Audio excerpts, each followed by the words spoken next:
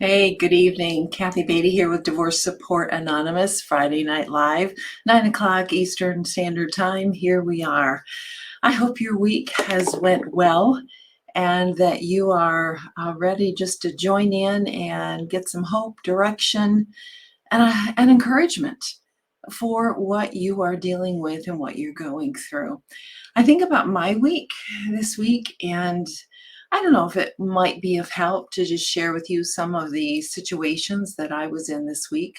I think of one woman that I was dealing with who's in the middle of divorce, and her soon to be former spouse said in front of the children, "Why don't you come have lunch with us?" And she, not knowing how to respond, went and felt very awkward and very manipulated. So we worked through that and giving her direction on how to respond in that situation, that we have to learn how to respond so that we don't get manipulated or we don't find ourselves in situations that we don't want to be in, that are uncomfortable and maybe not healthy for her and not healthy for the children in that situation.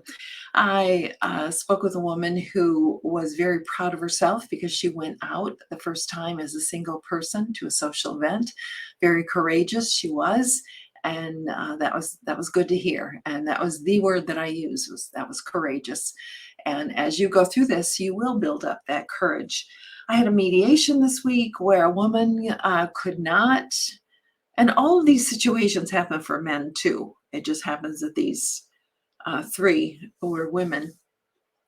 She could not get out of the emotional mode to conduct the business she needed to in mediation. She was distraught, and she just refused to get out of that emotional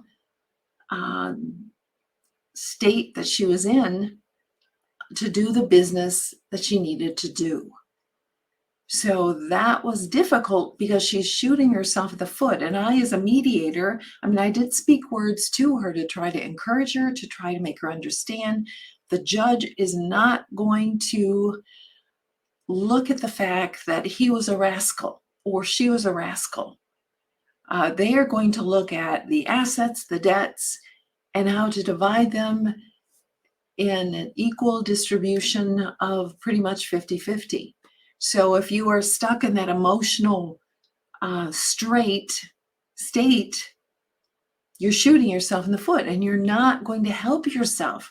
Now the situation, what's going to happen? She has to take it into court. She may calm down, may need to come back and do a mediation. I kept them separate, which is something I do if it's too difficult for one of the parties to be in the same room with the other.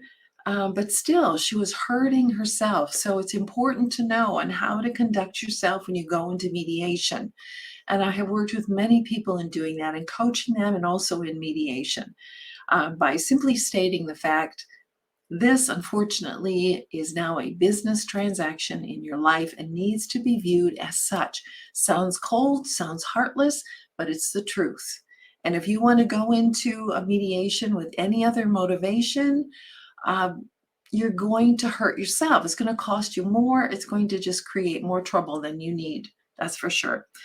One other situation, this kind of made me a little angry because it was a conversation that pornography in marriage is not an affair, which really bothers me tremendously. And I need to do a video on every one of these situations. But if you have pornography in your marriage, that is an affair.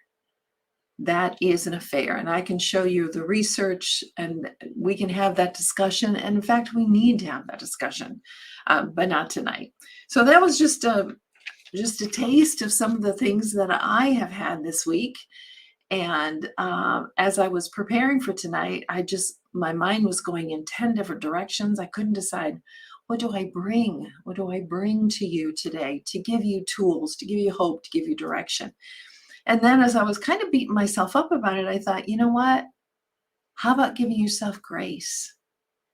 And so that's what I've decided tonight's topic is going to be: grace, giving yourself grace through the trauma of divorce. What does that mean? It means giving yourself some slack. Go easy on yourself. You're going through a trauma right now. Give yourself the grace that you need day to day. If you are surviving day to day or hour to hour in some situations, you're doing great. But we have got to learn to give ourselves grace every day, every hour. We can't think straight. We can't do all the things that we need to get done. It's okay. It's okay. And I want you to know that you are going to get through this trauma of divorce. You're going to make it. Now, how do I know that? I know that because you are intentional in that you are coming to this Facebook Live. Perhaps you've gotten some of my books. You've been working through them. You've went to a support group. You know you can't go through this alone. You've gotten your network of experts. And you are going into this process with your best business sense, getting your support emotionally, spiritually, financially, and legally. That's how I know you're going to make it through this, because you are doing the work. And it is work. I know it's work. But in this process, you have to give yourself grace. Don't expect so much of yourself. Don't expect perfection right now. In fact, what I love to say in my group, don't climb mountains right now. Manage the speed bumps. Don't try to climb mountains. Manage the speed bumps. So I want to ask you the question, are you mentally beating yourself up? Or maybe you're taking it out on yourself physically by not eating, by not doing self-care, by not getting the support you need. Maybe that's the way that you're beating yourself up. You're neglecting your health. You're neglecting you. You're hanging out with the wrong people who are not speaking good things into your life. You're beating yourself up. Don't do that. Give yourself some grace. You know, grace is a word that is actually a word in Scripture that God gives to us, grace. He gives us grace and mercy, and realizes that we are human and we're stumbling, and especially as we're going through the trauma of divorce. He doesn't have these great expectations for you. He says, lean on me. Come here, child. Let me hold you. Let me help you. Let me give you the wisdom that you need and the support that you need to get through this. So,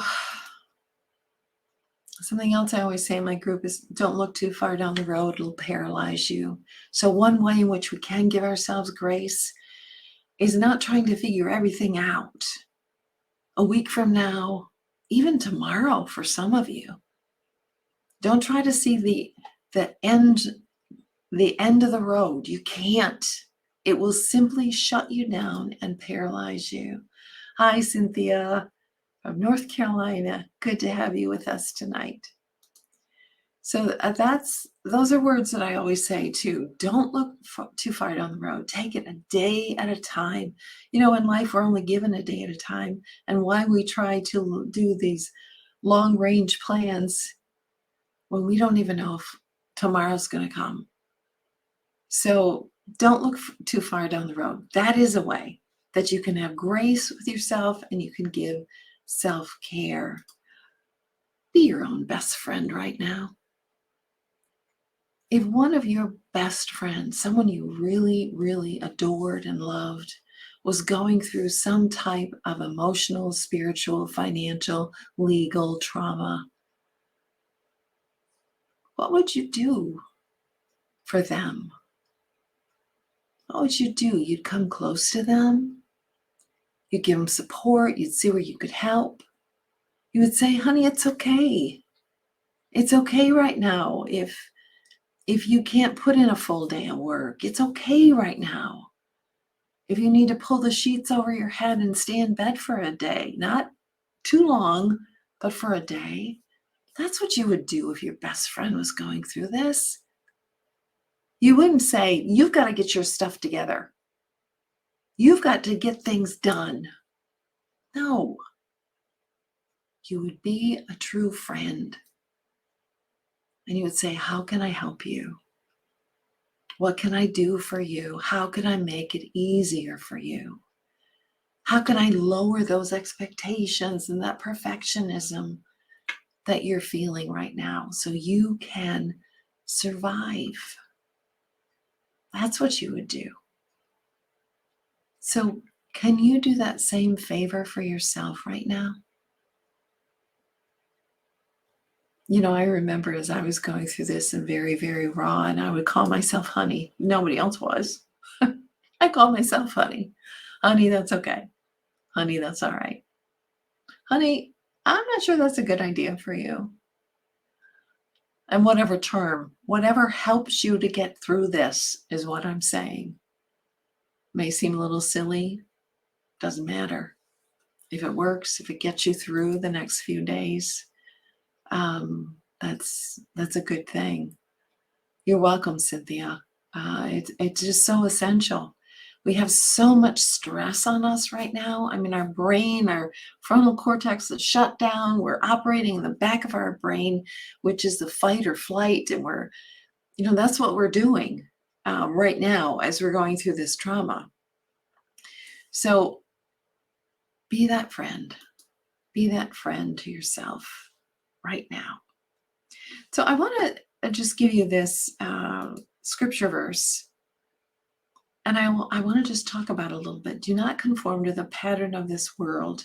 And the pattern of this world might be revenge or going out and getting drunk every night or being in denial about the situation. There's many things that are the pattern of this world. But be transformed by the renewing of your mind. How do you do that? How do you renew your mind? And now that brain science is catching up with scriptures, we are seeing how our brains work, that we have all these little highways in our brain, and we can recreate new highways by practice, by getting different routines and new routines, even albeit simple, that's fine. We can renew our mind, and that's what scripture is saying. Be transformed by the renewing of your mind. That's the intentional work that you're doing right now. That's the going to the support group and getting the divorce coach and getting a therapist or a counselor or a pastor who's going to talk with you.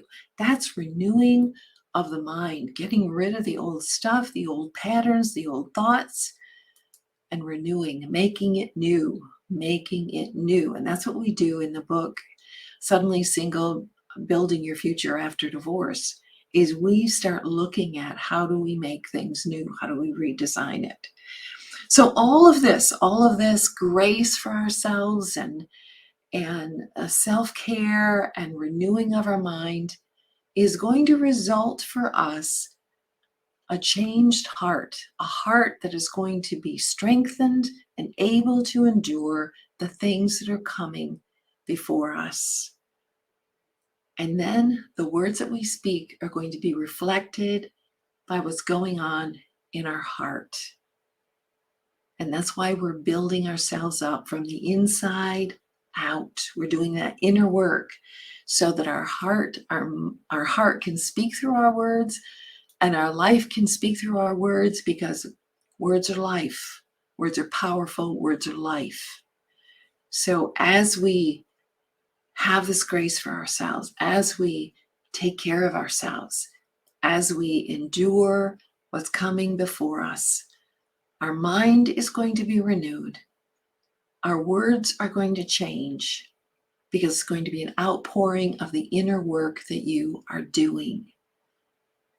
You are going to get through this time of trauma because you are intentional And because you are asking God for wisdom, discernment, and strength to get through the upcoming days.